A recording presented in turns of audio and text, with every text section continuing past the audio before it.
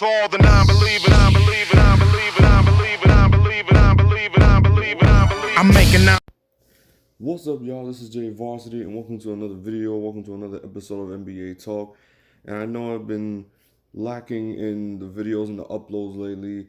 You know, I've had to deal with some issues, but anyway, I know I didn't do a video covering the draft because I don't know, me personally, I just don't feel like covering the draft is.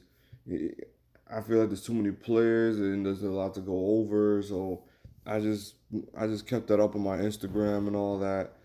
And let's now get into the free agency signings this past weekend. I think we're already 3 days past in free agency, I believe. And we've had some good and shocking signings so far. And supposedly when this free agency class was supposed to be weak, some of these key players have landed on different teams that is made playoff teams, and they've made playoff teams better, and they've made playoff teams into contenders, and even contenders have gotten even better. And I'm probably gonna give you my grade on so far of the on each off season pickups. But my only confusion here, and this is the one team I'm probably gonna be mentioning, is the direction of the Detroit Pistons.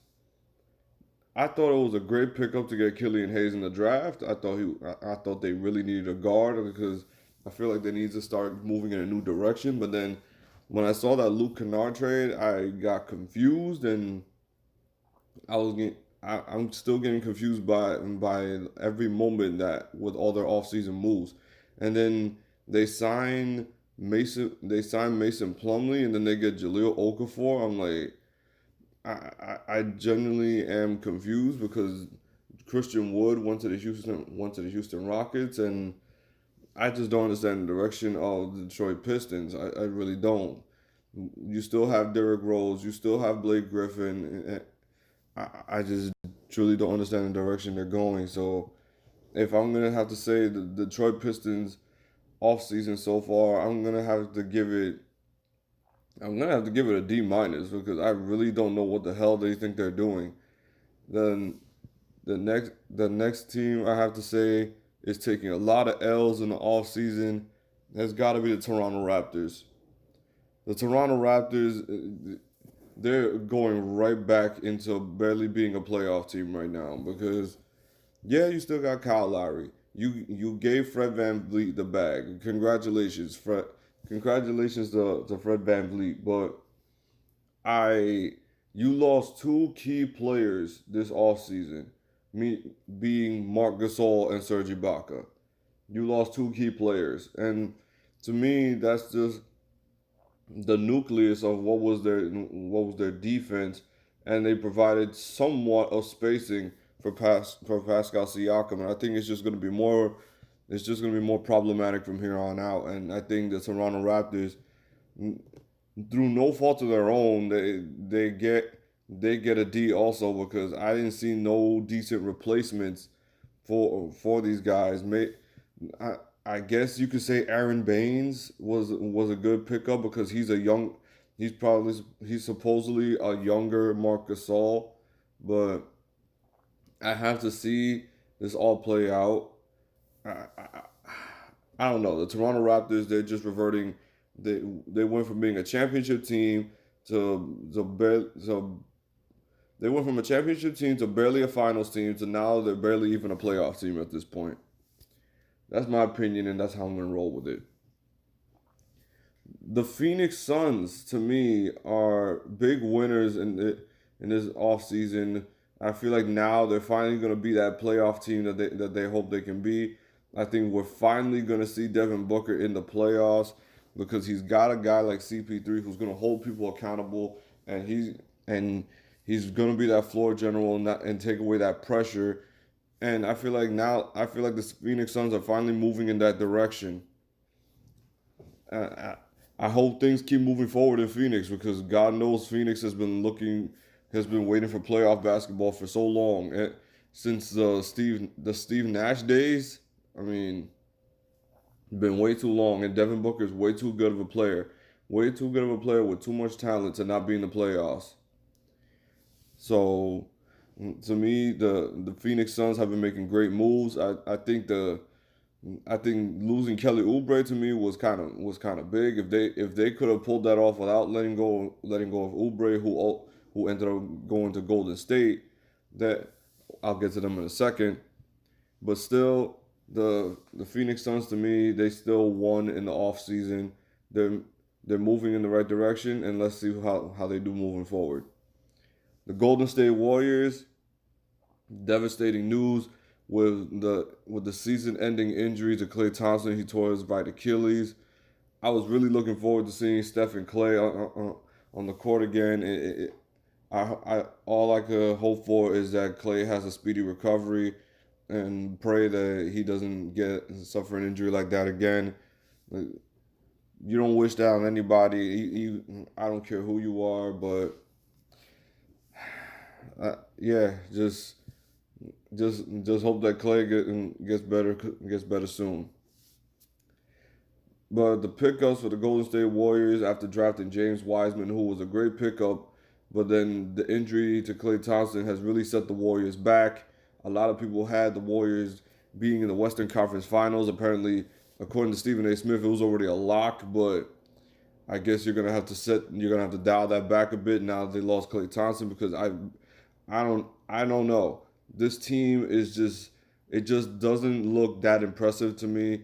The pickup of James Wiseman is the pickup on the draft of James Wiseman is huge. The pickup of Kelly Oubre is huge, but then you added Kent Bazemore, and Kent Bazemore, and I don't see no other improvements when it comes to the roster. The bench is not that good, and Steph is probably going to play a crap ton of minutes, and Draymond Green is going to have more responsibility again. So this team looks like a first or second round exit at best so far. Free agency is not over, so we can't fully determine that. So who knows? Who knows? There's more to come. I'm gonna get on to my beloved Miami Heat. Miami Heat picked up Mo Harkless. They picked up Avery Bradley, and they re-signed both Goran Dragic and Myers Leonard. To me, the Miami Heat have stocked up on wing defenders, and to me, that's an upgrade. To me, even though losing Derrick Jones I loved watching Derrick Jones in the Miami Heat, and he got his payday with the Portland Trail Blazers. I just wish him nothing but the best, and Jay Crowder got his deal with the Phoenix Suns. I forgot to mention that addition too. So there you go. Phoenix is making moves, but onto Miami. Miami is just full of wing defenders and guards now. And I like the direction they're moving. They're still trying to maintain cap space for next year's off season, and I guess this is a audition phase for who's gonna be on the team for if they try to pull the trigger and get a big time free agent. I'm not mentioning who. Hopefully that big name is Giannis, but I don't know who that Supermax contract has got me a little nervous. I just have to see, because the suspense of him signing or not re-signing that contract is really racking my brain. But hopefully, I want to see Miami as a championship contender again. They just made an NBA Finals run, and I hope they make more Finals runs in the future, because God knows the Miami Heat have a very special place in my heart, and I love seeing the Miami Heat succeed. And let's just see what the Heat do moving forward. But I like the pickups they got so far. Next team I'm going to talk about is the Denver Nuggets. I think losing Jeremy Grant was a huge blow, but then you add the addition of JaMychal Green, who's not as versatile as Jeremy Grant, because Jeremy Grant even gave Kawhi Leonard problems on the defensive end. But I think adding JaMychal Green, who's probably a better 3-point shooter than Jeremy Grant, is gonna be a better floor spacer for guys like Jamal Murray and Nikola Jokic and even Gary Harris, Michael Porter Jr. So I think it's not so much as a downgrade. Well, it is a downgrade. It's just you wish that you could have kept Jeremy Grant. But I think I'm glad that they got a quick replacement in JaMychal Green, and they took him and they practically stole him from the Clippers. And Jeremy Grant being that he decided to sign with the Detroit Pistons. I forgot to mention that too. See, I don't remember all this stuff. So if I missed any signings, that I did not mention in this video, then please write it down in the comments. So yeah, the Denver Nuggets, to me, they just kept their team. They just kept everybody intact, and they added JaMychal Green, which was huge. Speaking of the Clippers traded Landry Shamet on draft night. And I'm not even gonna mention that. I'm gonna hold off on this last part yet. They ended their relationship with Montrezl Harrell. Montrezl Harrell, the reigning sixth man of the year. And they overpay Marcus Morris. Yes, I said it. They overpaid Marcus Morris. If you don't agree with me, we can agree to disagree. But I believe personally that they overpaid Marcus Morris. He is not worth 3 years, $64 million. Especially for not what he did in the postseason. The postseason, he was an okay shooter. Like, he spaces the floor. Yes, he does. He does space the floor. But for you to tell me that he's worth $64 million in 3 years, I just don't see it. I just don't see it whatsoever. And the great pickup they made was getting Serge Ibaka for being the replacement of Montrezl Harrell, who, drum roll please, who signed with the Los Angeles Lakers, the defending champions. Yeah, Montrezl Harrell said basically, if we're not going to be able to, if we can't beat them, or we're not even going to be able to play against them, I might as well join them, because at least I have a chance to actually compete for a championship. So the Clippers to me, their depth is in jeopardy, because we don't even know the situation with Reggie Jackson. We don't know the situation with Patrick Beverley. I'm hearing rumors that the Clippers are trying to get themselves a playmaking guard, and apparently Patrick Beverley is in the trade rumors. So we don't know what the hell is going to go on with the Clippers, but all I know is all that depth that they had last year, I said this team was going to be completely different. They were not going to have all these guys. Now, granted, I did not think that they were going to overpay Marcus Morris like that. I did not think so whatsoever. And I think that's going to be a huge blow going into the future, because they legit only have one more year of Kawhi and PG. And if they don't accomplish something within this next season, like if they're not even a Western Conference Finals bound, then this whole thing is just going to get blown up. And who knows what Kawhi and PG are thinking about? Who knows where they're going to go? Because they don't want to be in LeBron James and Anthony Davis' shadow, while they're already in the biggest shadow ever, being that LeBron and Anthony Davis are the defending champions right now. And quite frankly, the Lakers just got extreme. To me, the Lakers are the biggest winners in this offseason, but I'm going to get to that in a bit. And then the Clippers moving Tyronn Lue up as head coach and firing Doc Rivers. It's going to be an interesting season. Serge Ibaka, I don't know if he's going to start or if he's going to come off the bench, but me personally, me personally speaking, I think Serge Ibaka is going to come off the bench. I think they're going to start Ivica Zubac because Zubac has Zubac is a great production player. He gives you everything that you need, but his problem would be that he gets into foul trouble.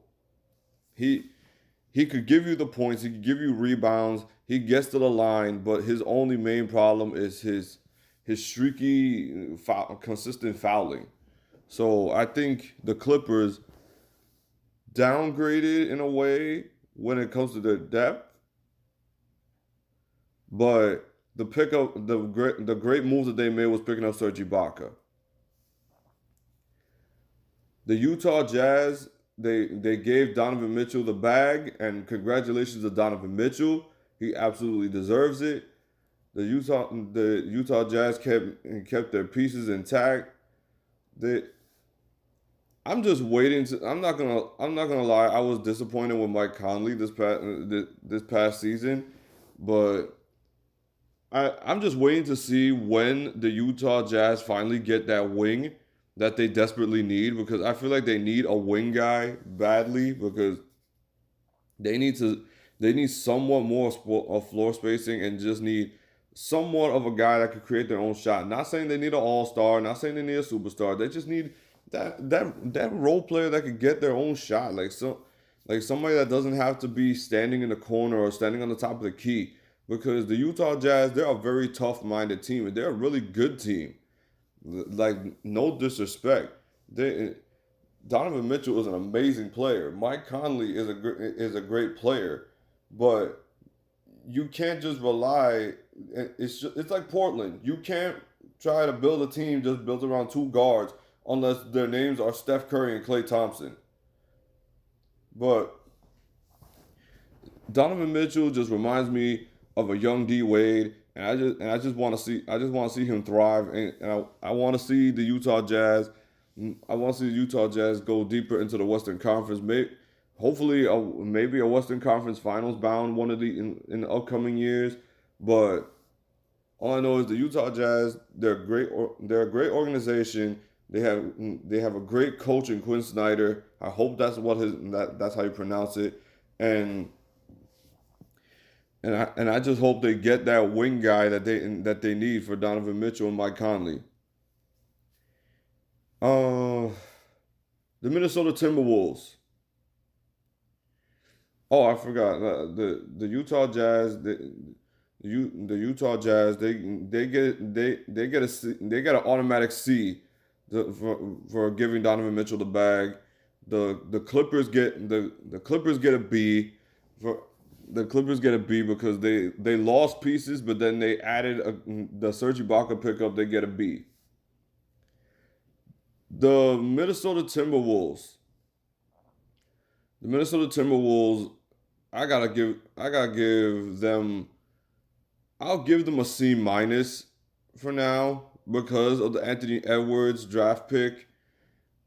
But I'm just not seeing much from the Minnesota Timberwolves. And the Timberwolves have great young talent with D'Angelo Russell and Karl Anthony Towns, especially Karl Anthony Towns. Karl Anthony Towns, I know everything that he's went through was tough, and I just wish him nothing but the best moving forward.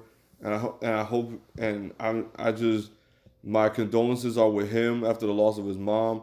But I'm just hoping that Karl Anthony Towns has a redemption year, because the one time he made it to the playoffs, it's like he was in the shock of the moment, and it was just so hard to process. And then it was just such bad luck to play the number one seed in the Western Conference in your first time being there. So, me personally, I hope we see something else with the Minnesota Timberwolves, because we see that they're reunited with Ricky Rubio, and they picked up Anthony Edwards. So their roster's getting somewhat deep, but I just don't see if it's good enough to make. So I just want to see if it's good enough to at least be a first round Western Conference playoff run. Like, I need to see somewhat of improvement from Karl Anthony Towns, because we're naming all these big men in the league that are the most elite, and Karl Anthony Towns is to me being left out because we're not seeing much from him year after year. So yeah, I'm gonna give the Minnesota Timberwolves a C. The Milwaukee Bucks. The Milwaukee Bucks. We thought we're gonna have a really good team, and we thought that we're gonna get Bogdanovich. I hope that's how you say it. And that trade didn't fall through, and that a whole bunch of investigations and all this other complex BS, and the Bucks, they ended up getting Drew Holiday, and to me, oh my God, the Bucks better pray that they make it to the NBA Finals because that trade for Drew Holiday was ridiculous. They got an Anthony Davis Hall for Drew Holiday. Like that, I found that to be so ridiculous. I found that to be so ridiculous that Drew Holiday was worth 3 first round picks, 3 first round picks, and Eric Bledsoe. I don't know. I really don't know that to me that trade is a D minus in itself because I would never have given 3 first round picks for Drew Holiday. Yes, he's a great defender.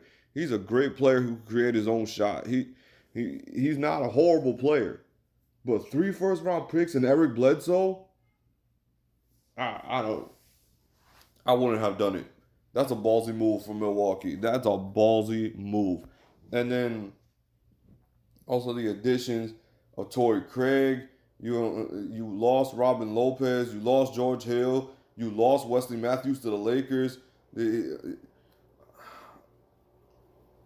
You were gonna trade Dante DiVincenzo, and then that didn't work from the Bogdanovich trade. The Milwaukee Bucks, they're in title or bust mode. It's either title or finals bound or bust. Because if you don't even make it to the Eastern Conference Finals this year, that's it. I'm calling it. Giannis is leaving. Because how much more can you do to this roster? This should be the best roster that you've had. You've lost some, you still kept some of your depth. You still have some of your key players. With this roster right here, right now, if you don't make it to the NBA Finals, then I think Giannis is leaving. I desperately think Giannis is leaving. And we don't even know what the hell the Brooklyn Nets are going to do because right now, presently constructed, the Brooklyn Nets should be a good enough team to make automatic lock for the Eastern Conference Finals. But we have to see how this new roster with the Milwaukee Bucks gels. We just have to see it. And to me, that just puts a lot of pressure on the Milwaukee Bucks organization when it comes to maintaining Giannis. Now, if Giannis signs a Supermax, they're good. If he doesn't, it's going to be a dogfight to see who signs Giannis. So the Milwaukee Bucks, with their additions and subtractions, I'm going to give the Milwaukee Bucks a B minus. They're getting a B minus for now. So we just got to see how the season plays out for them. But as of right now, they're getting a B minus. The Brooklyn Nets to me, keeping Joe Harris, that was a good re-signing. But this whole James Harden fiasco is just getting ridiculous. They officially said that they were not going to trade with the Brooklyn Nets. Everybody was dying to see this big three with Kyrie, James Harden, and Kevin Durant. But they've made it officially clear that they would want Kyrie or Kevin Durant in order to get James Harden, and you already know that's just not going to happen. You just know that's not going to happen. So Harden, I'm sorry for you, but you're going to be stuck in Houston. Unless Woj drops another Woj bomb, and we all of a sudden hear James Harden gets traded to who what's so where. don't sleep on the Sixers when it comes to James Harden the James Harden sweepstakes, according to people. The Brooklyn Nets, to me, have not really done much. So to me they get a C minus. They re-signed Joe Harris. They let go Garrett Temple. They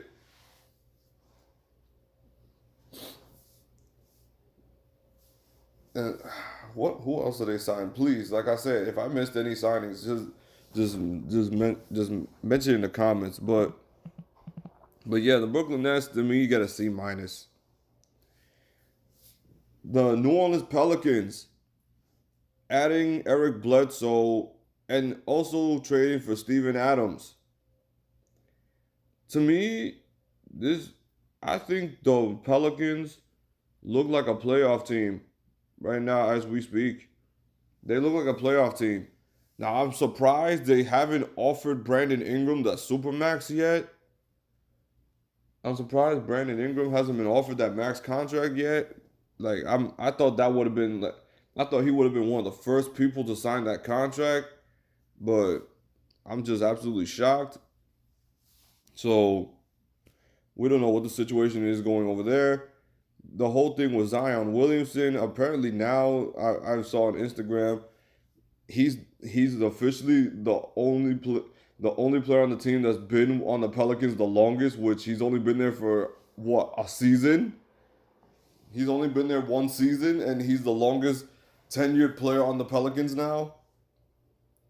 So the Pelicans, to me, adding and getting Eric Bledsoe, they traded Drew Holiday, they they got Steven Adams. To me, I think the Pelicans get a B plus. The Pelicans get a B plus when it comes to these moves. They added depth. That's the key word. They added depth, which was something I thought they really lacked. And this team looks like they look like a playoff team now. Well, now let's see. They all stay healthy. I think they're a lock for the playoffs. The Portland Trailblazers. The Portland Trailblazers, to me, I think have had a very underrated offseason. The additions of Derrick Jones Jr., Robert Covington, and re-signing Carmelo Anthony were huge in my book. To me, were huge, and they're reunited again with Enes Kanter. So they lost. To me, I think I wish Portland would have tried to re-sign Hassan Whiteside, and I think I would have said, okay, I would have sat here and told you, okay, I'm very confident in Portland now. They re-signed Hassan. If they would have re-signed Hassan Whiteside and got Robert Covington and kept Melo and got Derrick Jones Jr., I would have been a lot more confident in Portland. But since they lost that size and that great shot blocker in Hassan Whiteside, even though he has a very huge tendency to get into foul trouble himself, but I think Portland would have been great if they would have just re-signed Hassan Whiteside. But they're reunited with Enes Kanter. They have Yusuf Nurkic. They should be a great offensive team, and we just have to see moving forward because I've been waiting for that wing guy to. Oh yeah, and they re-signed Rodney Hood. So to me, Portland is still there in the mix. They're still there in the mix. So if I'm gonna say Portland they get a B. Portland gets a B minus. I would have said an A if they would have re-signed Hassan Whiteside, or even a B plus. I mean, maybe not an A, but I would have said a B plus. But I think right now the Portland Trailblazers get a B minus. Let's see. The Boston Celtics. The Boston Celtics giving Jason Tatum the bag. Again, congratulations to Jason Tatum getting that 5-year, $195 million contract. Same deal as Donovan Mitchell. Guys are just getting the bag in this offseason. Um, to me, I'm not gonna lie, I thought the main priority for the Boston Celtics would have been to get a big man, and I would think that the main target would have been Andre Drummond. I thought Andre Drummond would have been the main priority, but apparently it wasn't. And then Andre Drummond picked up his option, which closed all conversations altogether. But then after trading Ennis Cantor, they picked up Tristan Thompson. They picked up Tristan Thompson, who is not horrible, but he's not great. I mean, he was on that championship team with the Cleveland Cavaliers that on the legendary 3-1 comeback with LeBron James. But if we're being good, being real here, it's like the rim protection is still going to be a problem. But Tristan Thompson is he's a great offensive rebounder. So I think he's going to help the Boston Celtics in the aspect of trying to gain more possessions instead of getting dominated on the boards like they usually do. So I think the Tristan Thompson pickup is not a horrible one, but it's not a great one. I think it just helps them more when it comes to getting offensive boards. Losing Brad Wanamaker to the Golden State Warriors, I think he was one of the key bench pieces in their conference finals run, and I think that's a huge hit because Kemba Walker plays a lot of minutes as is. So I think that's huge. So we'll just have to see what the Boston Celtics do here and go from here moving forward. So the Boston Celtics get a C plus so far in free agency, a C plus, and the plus is only because that they maxed out Jason Tatum. Now, what they do in the duration of that contract is what will make me change my mind for years to come. The New York Knicks. I thought the draft pick of getting Obi Toppin was a great pick. I don't know why that pick got a lot of hate, but then the Knicks finally, they finally are making good moves.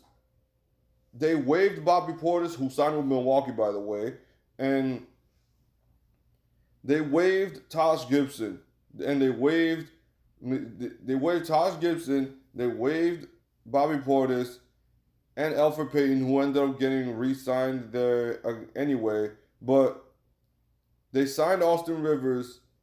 They picked up Nerlens Noel. To me, the Knicks finally have a decent team. They still have Reggie Bullock, or if I don't know if he's still on the roster, but they still have Dennis Smith Jr. They still have Frank Ntilikina. They still have Kevin Knox. To me, the New York Knicks finally had something good happen to them after the past couple of years. I think the New York Knicks may have a borderline playoff team. A borderline playoff team is. I think. I'm just saying. I'm just saying. I don't know. We can agree to disagree, but I think the New York Knicks are finally a borderline playoff team. I think the New York Knicks deserve a B. They deserve a B for their offseason so far. Let's see. Who do I get to next? The Philadelphia 76ers. Look, the Philadelphia 76ers, I'm just going to give this all in general. Getting rid of Al Horford's contract is an A plus altogether. Daryl Morey is one of the best GMs or president of basketball operations that I've seen so far, aside from David Griffin and Sam Presti. Because I'm telling you right now, to get rid of Al Horford's contract and get Danny Green You turned Al Horford's contract into Seth Curry and Danny Green.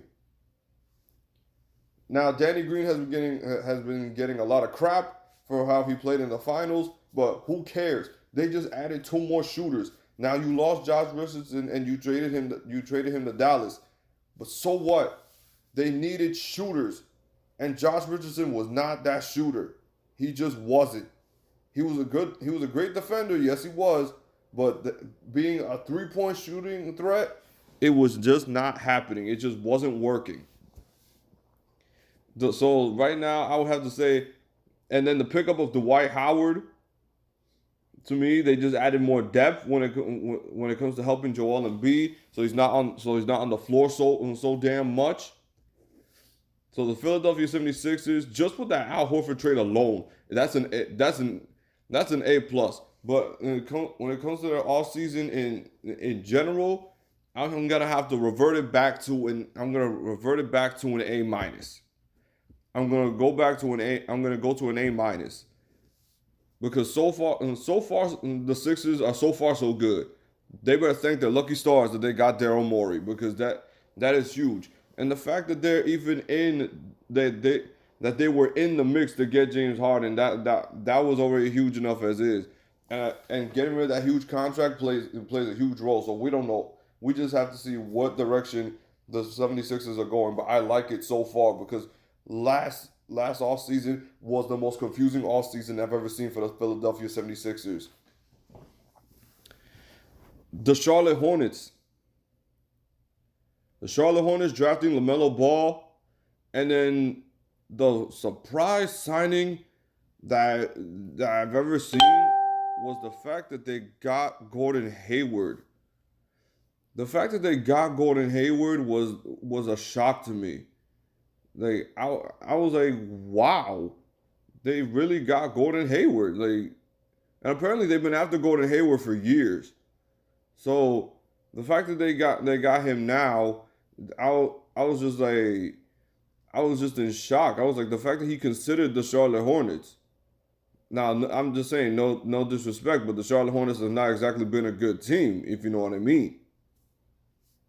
Terry Rozier seems like he's not happy with his role, and he apparently liked a tweet about him going to the Clippers, but who knows if that's gonna happen, because I don't know the length of his contract. I don't know that much about the Charlotte Hornets, but to me, the Charlotte Hornets, then they get to me they get a C, because Gordon Hayward's a great pickup, that he is, but I don't know if it's gonna leap you towards the playoffs. I think it all depends to me on how LaMelo Ball does. I think that's just what it depends to me. It just depends on what LaMelo Ball does and how this team moves forward. With Devontae Graham and Miles Bridges, whatever the names are, it's like I said, I'm not too great when it comes to the Charlotte Hornets players. The Atlanta Hawks. The Atlanta Hawks, to me, are going to be one of the funnest teams to watch in the league this coming season. With the pickups of Danilo Gallinari, Rajon Rondo, and I'm probably missing even more. I'm probably missing even more of their pickups. But just alone with that, and you still have Clint Capella. You drafted Okongwu. You got Trey Young. Like I said, if I missed any pickups, please let me know in the comment section. Please. The Atlanta Hawks are going to make the NBA playoffs, but they're going to be the funnest team to watch. I feel like they're going to be in the early stages of being Golden State, when they were actually fun to watch, and not the most hated team in basketball when they got Kevin Durant. So I really like what the Atlanta Hawks have done. I like their offseason moves, so I'm gonna give their offseason an A minus right now. I'm gonna give them an A minus. let's see who else am I missing? The Indiana Pacers. I'm not really hearing much. So I'm not gonna give them a grade because I haven't been paying attention to them that much. All right, I'm just gonna get on to my final team of this video. The team that gets an A+ in this offseason is gotta be the Los Angeles Lakers. I know you were expecting it, but I'm telling you, the Los Angeles Lakers get an A+. The fact that you traded Danny Green, the fact that you lost Dwight Howard, and you lost Rajon Rondo, and you turned them into Dennis Schroeder, Montrezl Harrell, and Wesley Matthews, and you still re-signed KCP.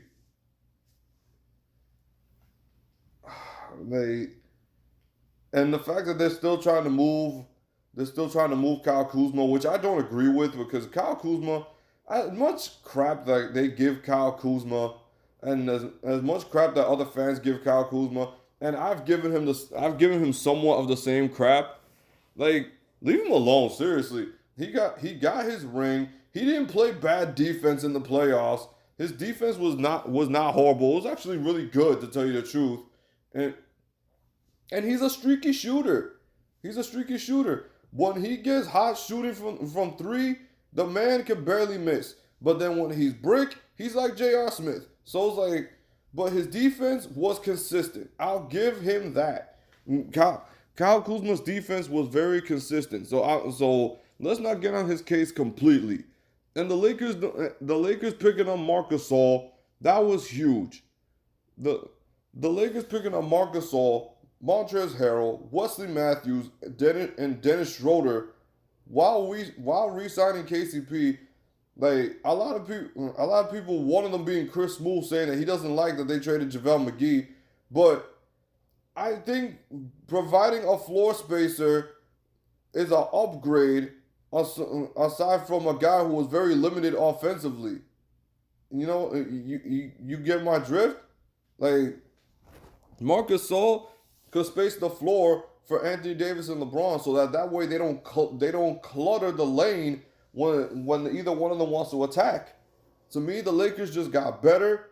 They had a great offseason so far as the defending champions, and to me, they've upgraded.